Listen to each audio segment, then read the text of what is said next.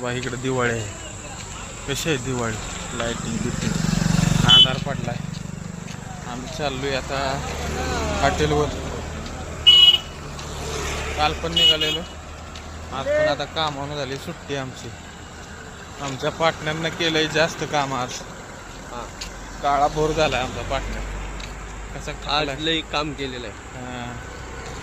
लय भारी काम केलंय आज. आज गाडी चालवून आलाय बिचारा, लय कटाळा.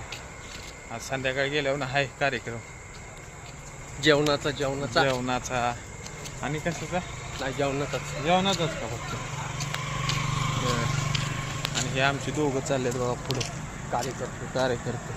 त्यांनी पण आज लय काम केलं, त्यामुळे लवकर पळायला लागले.